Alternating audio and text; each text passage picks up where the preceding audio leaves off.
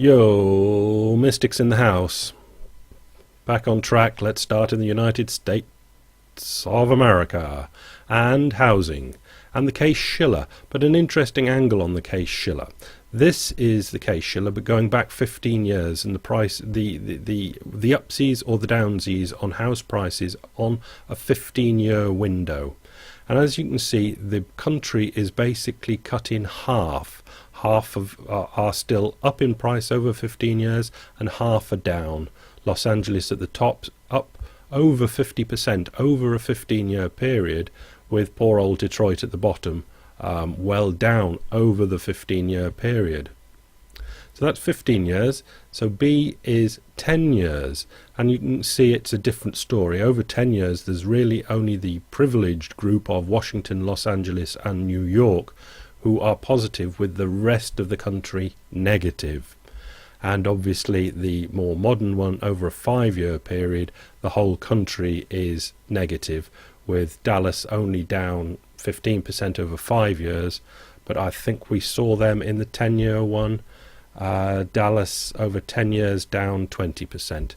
So you can see the whole country's down over 5 years, but I don't think that's enough. Taking that 15-year chart into account, I think there's still room for half the country to fall more.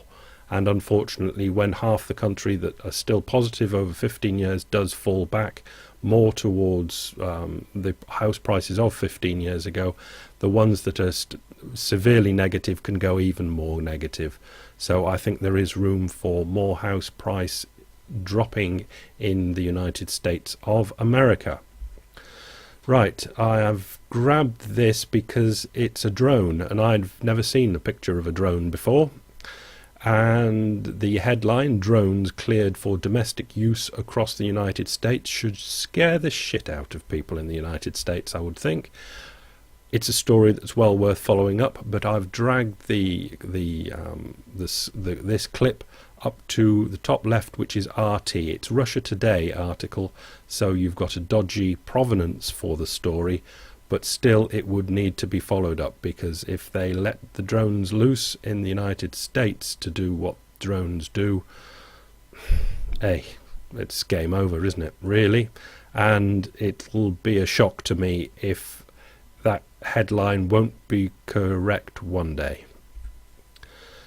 But there is good work going on in the United States. Judge Rakoff, who is presiding over the Citigroup and SEC sort of ding-dong, has said the agreement between SEC and Citigroup is not good enough for him. Basically, the Citigroup have said, well, we'll pay a few $100 million fine, but we won't admit that we've done anything wrong. It's a classic. This has been going on since the start of the crisis. This is what the banks do. They pay a huge fine, but say, but we're not admitting anything wrong. Rakoff saying, that is not good enough for me. Go away and sort something out better, or I'll be doing the judgment on this, or whatever happens, I don't know. An interesting story that's rattling around the blogosphere is that the Fed will have to do the ECB's job for it, because the ECB doesn't look like it's going to do it. This is from Economist's View, Mark Thomas' blog, quoting Dean Baker as putting forward the idea, but the idea actually is rattling around all over the place. Dean Baker says the Fed should step up or step in if the ECB refuses to act as lender of last resort. Antonio Fatas is also frustrated with the ECB's failure to act. At very least, the Fed will probably buy up all European bonds in America, but there's a lot that it can do from New York or Washington, the Fed, and to do things because the ECB isn't doing it. I'll just read the bottom of this article, quoting Dean Baker at the top. Unfortunately, in this case, they have entrusted the continent's most important economic institution to a group of ideological zealots who are infatuated by the sight of low inflation rates. Dean Baker speaking here. Perhaps the Europeans will respond, but if they can't rise to the task, we should not allow the ECB ideologues to wreak havoc on the lives of tens of millions of innocent people in Europe, the developing world, and here in the United States. And basically says the Fed should do the job for them. And Thomas finishes up with, while the Fed is solving the world's problems, it might also think about the high rates of unemployment that already exist in the United States and how easing policy at home could help there. It could well come to the Fed doing something. I know that the people of the United States won't understand it, and probably Washington won't understand it, so they might have to do it by the back door. But somebody's got to do something. Meanwhile, back in Europe, and ECB bond buying hits a snag, says the FT. What we have here, I'll just tell you about it quickly.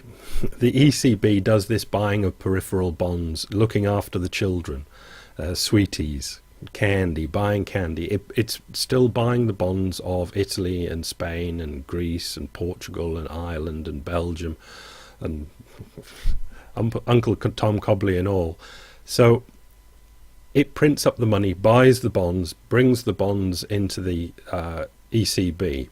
It'll take the coupon, the interest rate when it's there, and if they come to maturity, it'll take the take the money. Call that what do they call it? Not sovereignty. Forgotten the word. Anyway, they get, the ECB gets the money, but the fear is, because the ECB is printing up money and buying the bonds, and the money goes out into the European world to buy the bonds, and the ECB has the bonds, that will cause inflation.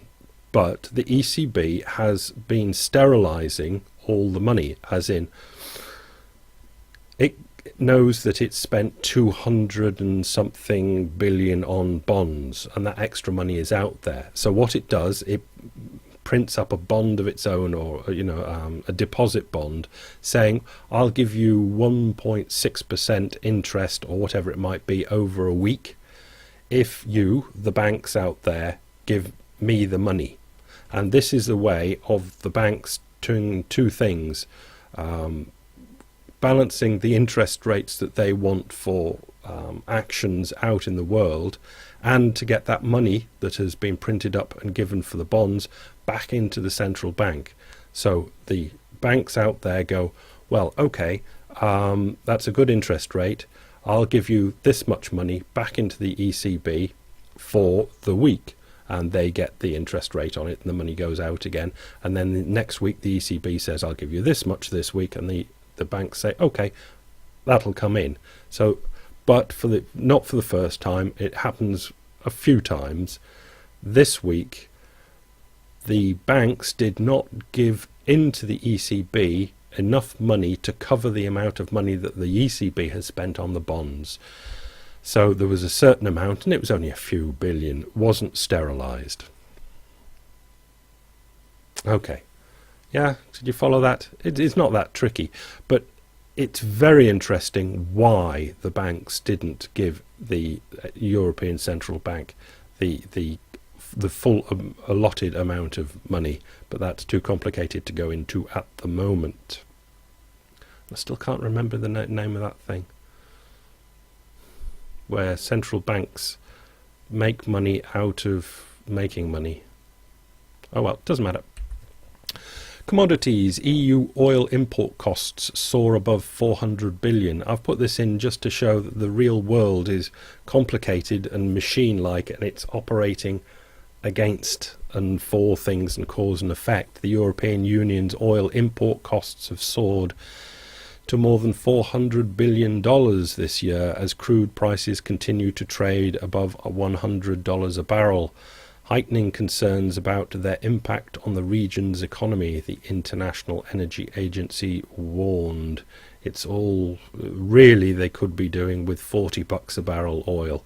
It would really help matters, but they haven't got it. They've got $100 a barrel oil like everybody else.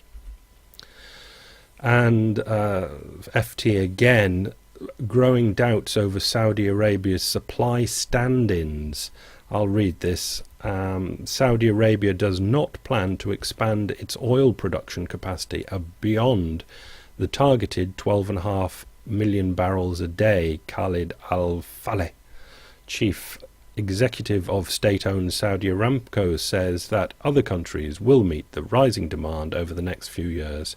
First note is Saudi have not got near 12.5 million barrels a day, but him saying that just says, well, we're not going to be pumping anymore, you'll have to rely on the others. Can others really raise to the challenge and meet the expected demand rise? The International Energy Agency, it's funny that newspapers seem to have an opinion on everything. They can have an opinion independently on everything, but anything to do with energy, everyone demurs to the International Energy Agency. They don't seem to want to say anything on their own account. They just say, well, they say. It's a very strange that they don't touch the subject. Anyway, the IEA forecasts that four nations on top of Saudi Arabia would provide the bulk of the new supply. So Saudi is saying, we're not going to be doing it. So we've got to rely on Iraq, Brazil, Canada and Kazakhstan. Many have questioned already whether Iraq would deliver. Now Brazil is also in doubt. So we've got to rely on Canada and Kazakhstan, and I wouldn't if I were you. Right. Out in the big world, Stephen Roach. Now, Stephen Roach, if I had anybody investing my money for me, and I think it would probably be him. Another Asian wake-up call, again stressing how the world is horribly connected. For the second time in 3 years, global economic recovery is at risk. In 2008, it was all about the subprime crisis made in America. Today, it is the sovereign debt crisis made in Europe. The alarm bells should be ringing loud and clear across Asia, an export-led region that cannot afford to ignore repeated shocks to its two largest sources of external demand. And the article goes on to say, Asia cannot stand up if the United States and Europe falls over. And as I keep saying, it isn't that they just can't stand up, they will fall further, because I've told you so many times why it is, but the manufacturers fall harder than the buyers. So if the buyers fall over, it's a catastrophe. It's a problem, but for the actual manufacturers, it's a catastrophe. Finish with this, seeing the everyone's talking about the UK and whether it can get its money in order. The UK money supply growth, just look at the picture. It goes back to 1985, so you've got a long perspective on it. And for some reason at the moment, M4 money supply is negative. I don't think that's very good. Bye.